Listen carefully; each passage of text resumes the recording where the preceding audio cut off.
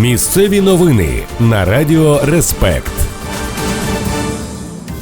Вітаю, студії новин на Радіо Респект. Працює Віктор Терещук.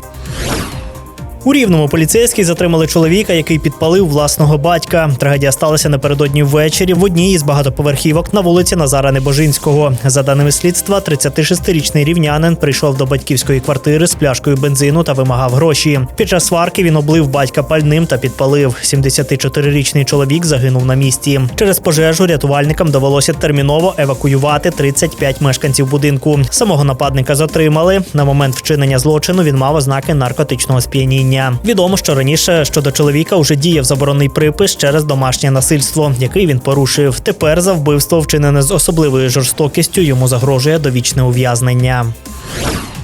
У Рівному судитимуть чоловіка за організацію домашньої лабораторії з виготовлення метамфетаміну. 39-річний рівнянин виробляв психотропи у власній квартирі, а замовлення розсилав поштою по всій країні. Слідчі задокументували декілька фактів продажу, а також з'ясували, що прибуток зловмисник витрачав на закупівлю нової сировини та оренду житла під лабораторію. Наразі обвинувальний акт уже у суді. Попри каяття, чоловіку загрожує до 12 років тюрми з конфіскацією майна. До вироку він перебуватиме на волі, оскільки сплатив 240 тисяч гривень застави. Перед судом постане 20-річний молодик, який обікрав кіоск у Клевані. Поліцейські завершили розслідування та скерували матеріали справи на розгляд суддів. Наразі хлопець перебуває під вартою. Попри щире каяття, йому загрожує до 8 років тюрми, адже злочин було вчинено під час іспитового терміну. Нагадаю, що подія сталася на початку грудня минулого року. Житель села Сморжів розбив каменем скло у торговельному павільйоні та викрав звідти техніку і готівку. Тоді оперативники розшукали крадія по гарячим слідам неподалік місця злочину. Оскільки молодик уже мав судимість за нанесення тілесних ушкоджень і знову пішов на пограбування, покарання для нього буде суворішим.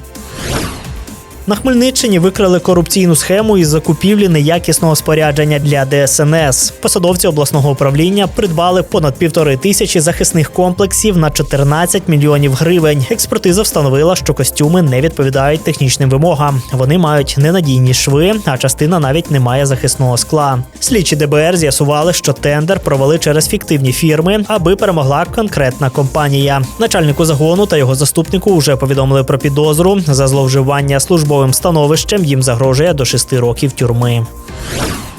Рівненський футзальний клуб «Кардинал Рівне» здобув впевнену перемогу у Луцьку. У поєдинку проти місцевого Любарта наші футзалісти забили 5 м'ячів, пропустивши у відповідь лише 2. Рахунок відкрив на 3-й хвилині Михайло Волянюк, а згодом перевагу закріпили Малиновський, Горбулько, Перфенюк та Козлюк. Попри спроби господарів відігратися, рівняни втримали ініціативу до фінальної сирени. Завдяки цій перемозі «Кардинал» має в активі 21 очко та посідає 5-ту сходинку у турнірній таблиці. Наступні ігри туру відбудуться вже цими вихідними. Чоловіча команда баскетбольного клубу «Рівне» поступилася столичному «Київбаскету». Початок матчу видався непростим, проте до середини гри рівняни зуміли перехопити ініціативу та пішли на велику перерву лідерами. Команда Дениса Спиридонова утримувала перевагу аж до заключної чверті, але, на жаль, втримати переможний рахунок не вдалося. Фінальна сирена зафіксувала поразку рівнян 77-70.